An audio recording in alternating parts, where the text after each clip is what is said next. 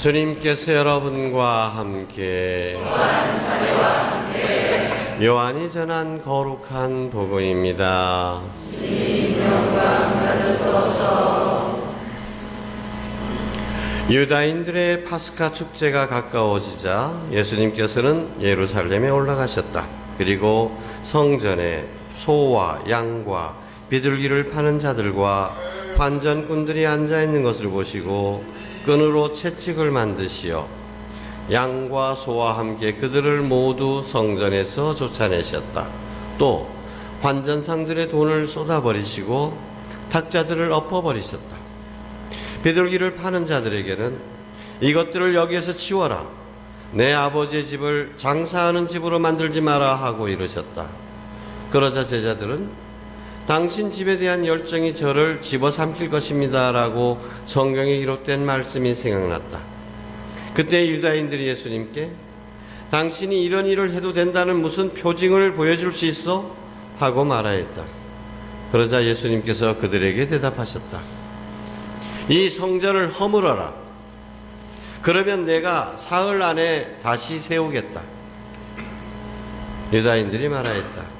이 성전을 46해나 걸려 지었는데 당신이 사흘 안에 다시 세우겠다는 말이요? 그러나 그분께서 성전이라 하신 것은 당신 몸을 두고 하신 말씀이었다.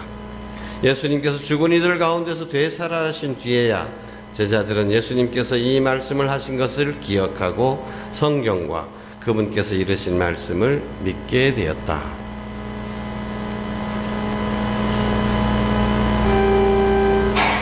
주님의 말씀입니다.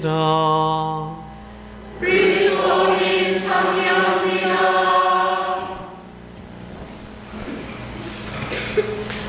참 예수님, 우리는 거룩한 사순절 이스라엘 백성과 함께 광야를 걸어가고 있습니다.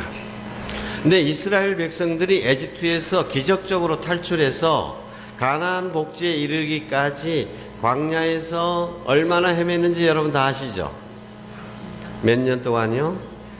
무려 40년 동안을 헤매야 됐습니다. 그럼 왜 그랬을까요?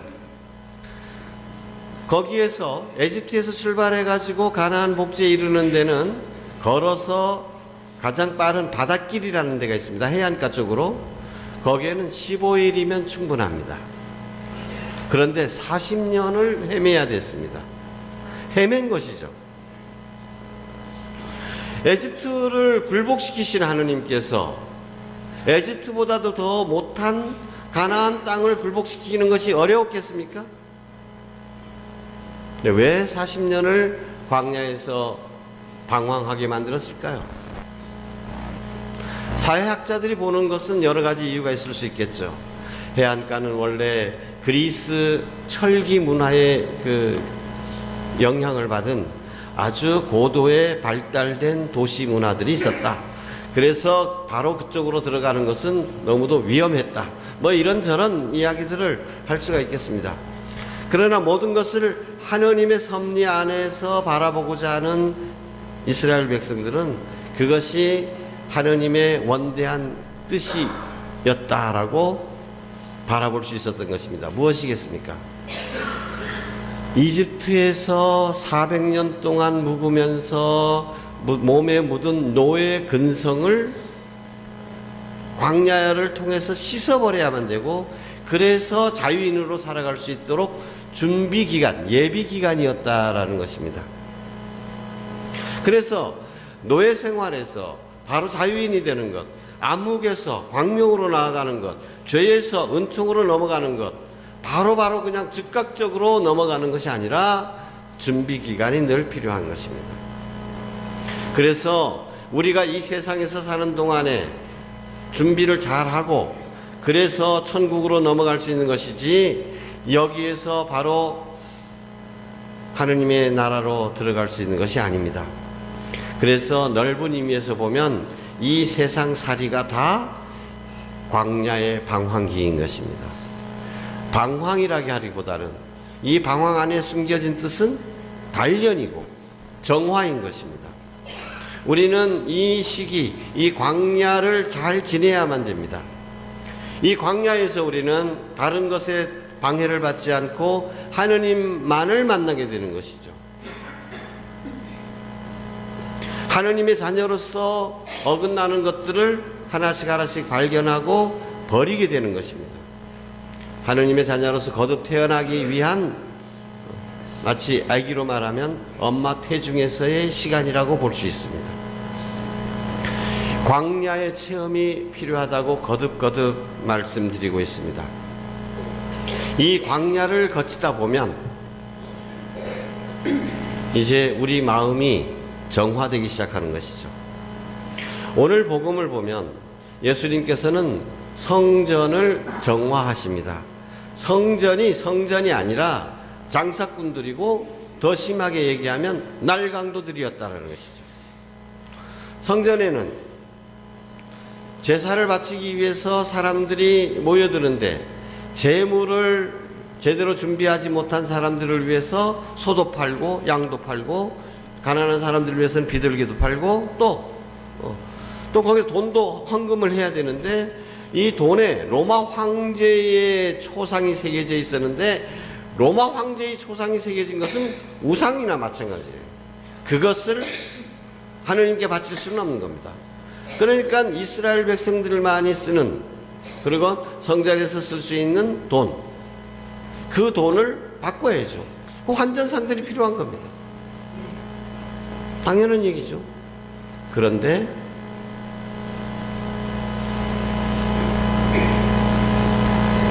꼭 필요하긴 한 것이었지만 여기에 엄청난 비리가 있었던 것입니다. 장사를 하려면 우선 목이 좋아야죠. 장사 잘 되기 위해서는. 그러니까 좋은 몫을 차지하고 또 거기 들어가자 하면 프리미엄을 지불해야 되는 겁니다. 그 프리미엄은 누가 받나요? 그것이 성전을 위해서 쓰여져야죠. 그런데 친분 관계를 이용해서 또는 돈의 위력을 써가지고 돈을 많이 뇌물을 줘가지고 거기서 장사를 하고, 그러니까 뇌물을 쓴 만큼 돈을 투자한 만큼 어떻게 해야 됩니까? 많이 걷어들여야 되잖아요. 그러면 1,000만 원 들여가지고 저 성전에서 저 가게 하나를 얻었는데 그럼 1,000만 원만 벌겠습니까? 이 사람은 또 거기 쓴 것을 몇 배로 더 벌려고 애를 쓰게 되죠. 그럼 정상적으로 장사해서는 돈을 벌 수가 없다. 그럼 어떻게 돼요? 다른 사람들이 일부러 자기 집에서 키우던 송아지를 하느님께 제물로 바치기 위해서 끌고 옵니다. 그러면 트집을 잡는 거예요. 아, 이거 눈이 형이 이 한쪽 눈이 이거 고렸죠, 이게 병신이요. 이게 굽이 어떤됐죠. 뿔이 어떤 양쪽이 틀리다. 이런 온갖 흠을 잡아가지고 이건 제물로 쓸 수 없다. 그러면서 제물을 바치기 위해서는 자기네들 가게에서만 사야 되도록 이렇게 만들어 놓은 것입니다. 거기에서만 사야 되니까 당연히 부르는 게 값이 되고 마는 것이죠. 돈도 역시 마찬가지죠. 환전상 아무나 거기서 개업할 수 있겠습니까? 거기다가 그러면 정당한 환거래 그 수율이 뭐라 그래, 수수료가 있죠. 그것도 터무니없게 그렇게 높게 불려가지고 자기들의 배를 채우고 또 성전 관리하는 대사제들의 배를 채우고, 그래서 예수님께서는 다 엎어버리는 겁니다. 그러면서 내 아버지의 집을 장사하는 집으로 만들지 말아라. 이것은 당시 사회로 볼 때는 엄청난 반란이었습니다.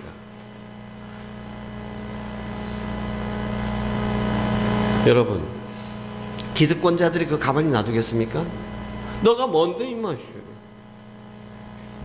야, 우린 정당한 그 장사를 하고 있는데 네가 뭐라고 우리 이렇게 하느냐. 근데 이것 때문에 아마 예수님께서 미움을 많이 받으셨을 겁니다. 이 관계되는 사람들한테는. 왜? 돈과 연결되면요, 자기 돈에 자기 재산상의 이익을 방해하는 사람에게는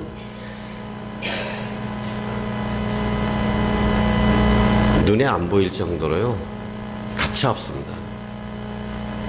그런데 예수님께서는 이런 성전을 정화하신 것은 그만큼 시대를 넘어서서 그 이스라엘 시대의 문제만이 아니라 온 인류의 문제가 되기 때문에 그런 이 사건을 거행하시는 것이죠. 성전은 정화되어야 된다는 것입니다. 그런데 성경은 성전이 무엇이라고 말합니까? 성전은 예수님의 몸이다. 이제 예수님께서 십자가에서 제사를 바치신 이후에 참된 성전은 예수님 자신이 되는 것입니다.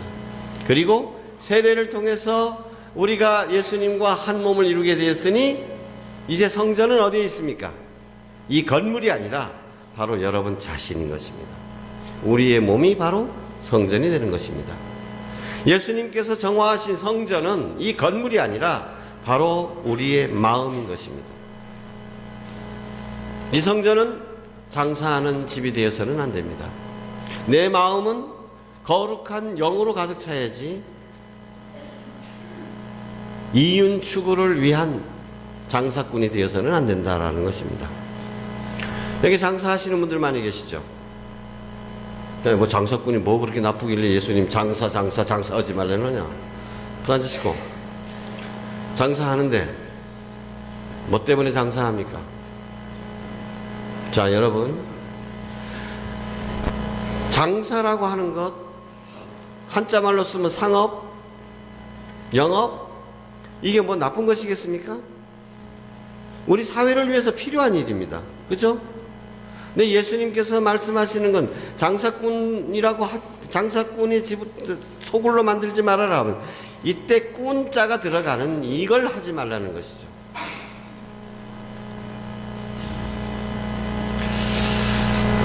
제가 들으면서 참 가슴이 너무도 훈훈해지는 이런 동화가 있었습니다. 중국집 아줌마였는데요. 어느 날 가게에 보니까 세 자매가 들어왔답니다.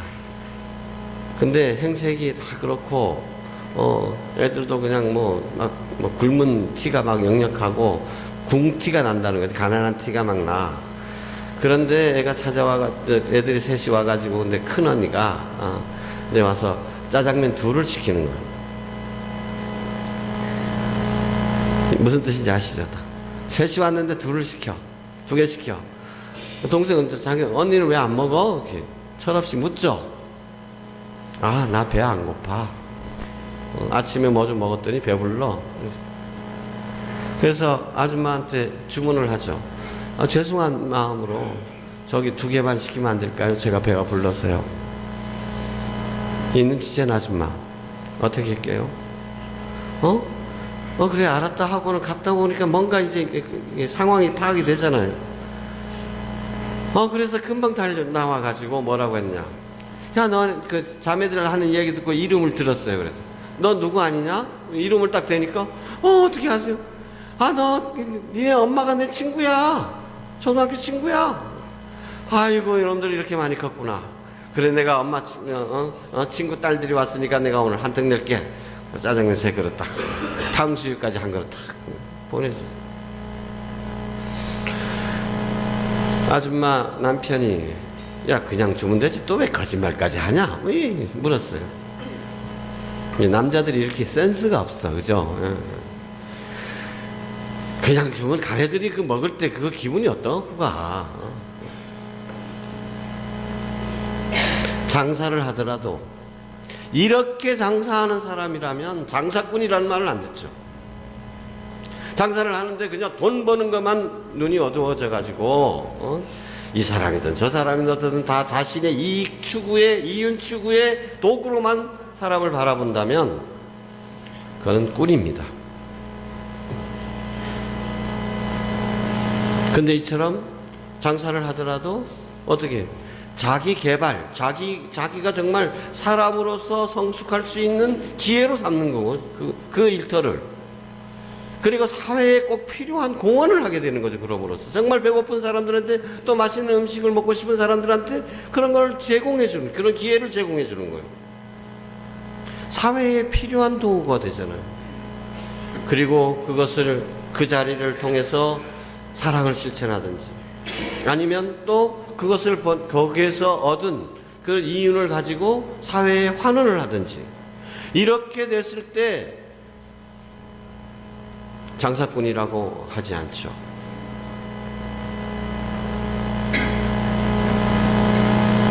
예수님께서 말씀하시는 것은 장사꾼이 되지 말라는 거죠. 우리가 성당에 오면서도 장사꾼의 마음이 될 수 있습니다. 이 자리에 앉아 있으면서 장사꾼들이 뭡니까? 최소한의 투자를 통해서 최대한 이익을 뽑아내자. 이게 잘하는 장사꾼 아닙니까? 적당히 죄 안 될 만큼, 아니면 내 생활에 크게 영향이 없을 만큼 하느님께 바쳐. 그거 바쳐가지고 요만큼 바치면 하느님께서 요만큼 내려주시겠지. 이런 흥정. 하느님 이번에 영해주면 나 영어구다. 이런 게 얄팍한 장사꾼들의 마음이라는 거죠. 우리 마음이 이런 장사치가 돼서는 안 된다. 우리 마음은 어떠해야 되겠습니까?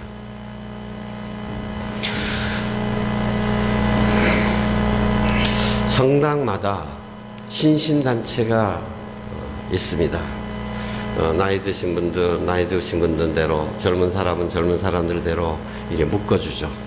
그래서 자기네들끼리 서로 모여서 친교도 나누고, 어려움도 같이 나누고, 좋은 일도 함께 나누고, 그래서 시간이 없고 건강이 허락하지 못하더라도 그런 사람들을 위해서는 한 달에 한 번이라도 이 신신단체에 가입을 해라.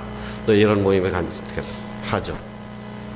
그리고 또 우리는 주교님의 강력한 권고에 따라서 지금 우리 교회 공동체가 이 현대 사회에서 제 모습을 찾기 위해서는 소공동체, 복음의 근거를 둔 나눔의 공동체가 되지 않으면 안 된다. 그래서 소공동체 운동을 전개를 해나가고 있습니다. 근데 이런 데 권유를 하는데 신자들이 처음으로 생각하는 게 뭐죠? 내가 거기에 참석할까 말까?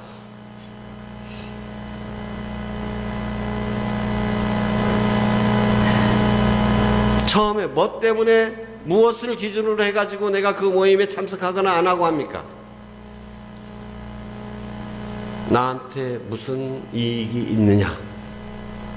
소공동체 참석하면 내가 뭘 얻을 수 있지? 이번에 가보니까 정말 얻을 게 많더라 하면 계속 갑니다. 아이고, 이번에 가봤는데 별로 배울 것도 없고, 그 얻을 거 없더라, 재미도 없더라. 그러면 안 가. 내가 뭐하러 거기 가는 거냐? 얻는 것도 없는데, 재미도 없는데 왜 가느냐 이거야. 모든 모임도 다 마찬가지예요. 무슨 활동을 하더라도 그 활동이 자기에게 뭔가 이익이 있고, 자기 마음에 평화라도 주고, 보람이라도 주고, 자부심이라도 주고, 이런 뭔가 얻는 것이 있으면 하고, 없으면 안 합니다. 이게 장사꾼이지 뭡니까? 사목회 무슨 일을 좀 맡아주십시오. 그러면 기준이 뭡니까? 이게 하느님의 뜻인지 아닌지, 이것을 먼저 생각을 해야 될 건데, 그것이 기준이 되는 것이 아니라 뭐가 기준이 되죠? 이 일을 하면 나에게 무슨 도움이 될 것이냐. 그런 장사꾼들이 여기에 많이 모일수록 우리 교회는 부패하고 타락하게 되는 것입니다.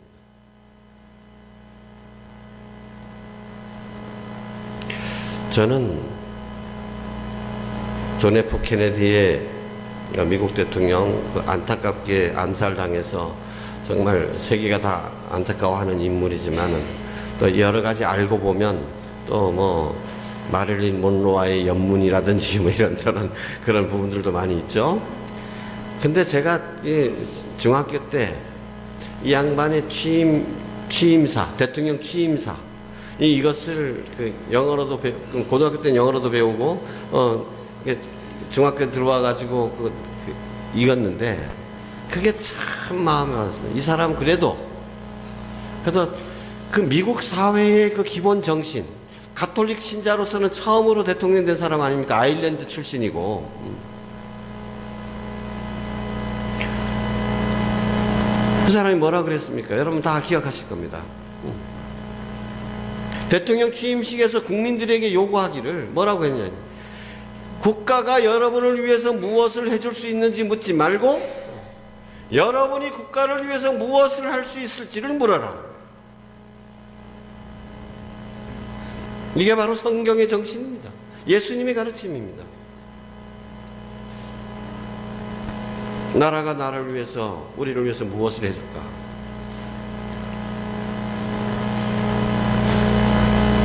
여러분, 교회가 나를 위해서 무엇을 해줄까? 이것만 묻는 거예요. 어느 단체에 가면 그 단체가 나를 위해서 무엇을 해줄까? 반모임에 가면 그 반모임이 나한테 무엇을 줄 수 있나? 기러지 말고 뭘 하라고요? 내가 어떤 그 모임에 참석을 하게 되면, 참석을 해야 될 위치가 된다면, 참석을 해야 된다면 내가 그 모임에 참석함으로써 그 모임에 온 사람들에게 무엇을 줄 수 있을까? 재미가 없다. 그럼 재미없는 그 공동체가 내가 들어감으로써 조금 사람들이, 참석한 사람들이 조금이라도 나 때문에 재미를 느낄 수 있도록 내가 뭔가를 연구를 해야죠. 그런 모임은 잘 됩니다. 우리 소홍체에서, 우리 성당에서 소홍체 제일 잘 되는데 어떤 데겠습니까? 예, 서로가 자기 재미 찾는 게 아닙니다. 다른 사람들을 재미있게 해주고 다른 사람들을 의미 있게 해주고 그렇게 노력하는 사람들이 많은 소공동체일수록 잘 될 수밖에 없는 거예요. 서로 신날 수밖에 없습니다. 그런데 다들 가면 뭐 얻을 수 있을까 해가지고 이거 오늘 복음 보식으로 얘기하면 장사꾼들이지만 제가 더 심하게 얘기하면 거지근성입니다. 얻어먹으려고 하는 거죠. 다 그런 거지근성을 가지고 뭐 얻어먹을 거 있는가 해가지고 기웃거리는 이런 사람들을 모인다면 당연히 재미가 없을 수밖에 없죠. 잘 안 될 수밖에 없는 것입니다. 우리가 이렇게 주일날 이렇게 모인다 하더라도 이런 장사꾼의 심정, 이런 거지근성을 가지고 오늘은 하나님께 뭐 얻어먹어볼 건가, 신자들한테 뭘 얻어먹어볼까 이런다면 우리 마음에 기쁨이 있을 수 있겠습니까? 내가 성장할 수 있겠습니까? 다른 사람에게 무슨 힘이 될 수 있겠습니까? 우리는 본성상 이기적인 측면이 있습니다. 이것을 무시할 수는 없죠. 다 자기 먼저 생각하게 됩니다. 그러나 우리가 동물과 다른 점이 무엇입니까? 이기적인 존재이지만 그럼에도 불구하고 남을 먼저 배려해 줄 수 있는, 자식을 먼저 배려해 줄 수 있는, 남을 위해서 내가 기꺼이 생명을 놓을 수 있는 자유의지가 있다는 거 아닙니까? 그렇기 때문에 이기적인 본성에 직면해서라도 대뜸 재미없으니까 안 가고 싶죠. 얻는 것이 없다고 생각되면 만나고 싶지 않죠.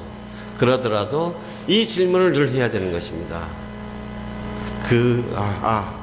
내가 거기 가면 무엇을 얻을 수 있을까를 생각하지 말고 내가 그 사람을 만나면 무엇을 얻을 수 있을까, 나한테 무슨 이익이 되는가를 묻지 말고 이번에 만나게 될 그 사람을 위해서 내가 해줄 수 있는 건 무엇일까? 거의 없죠. 거의 없죠. 그러나 기도는 해줄 수 있잖아요. 그 사람, 만날 사람을 위해서. 주님, 그 사람 축복해 주십시오. 우리 만남이 당신의 축복 안에서 이루어지게 해주십시오. 왜 기도 못합니까? 그리고 그런 마음으로 그 사람을 위해서 뭔가 하려고 하는, 나를 위한 마음이 아니라 그 사람을 위한 사랑의 마음으로 그 사람을 만나게 되면 만남 자체의 성격이 틀려지는 것입니다. 우리 마음 안에서 향기가 나오게 됩니다. 자, 여러분, 당신 내 아버지의 집을 장사하는 집으로 만들지 마라. 이 예수님의 말씀 한 주간 동안 계속 묵상해 보세요. 내가 정말 뭐하러 나오나? 내 신앙생활 뭐하러 하나? 내가 세례를 통해서 예수 그리스도와 한 몸을 이루게 되었고, 이제 성령께서 내 안에 거처하시는 거룩한 성전이 되었는데, 정말 이 집이, 이 성전이 장사꾼의 심보로 가득 차 있지 않는가. 그런 것을 찾아내고, 그러면 그것을 어떻게 해야 되겠어요? 내가 채찍을 만들어 가지고 쫓아내 버려야 되겠죠. 그 대신 그 마음에 사랑을 채워보십시오. 그러면 여러분이 스스로 여러분의 광채를 보게 될 것입니다. 여러분 마음 안에서 나오는 온기를 여러분 스스로가 느낄 수 있고, 여러분 스스로 온화해짐을 느낄 수 있고, 여러분 스스로가 하나님 곁으로 더 가까이 가게 되는 것을 느낄 수 있게 될 것입니다. 아멘.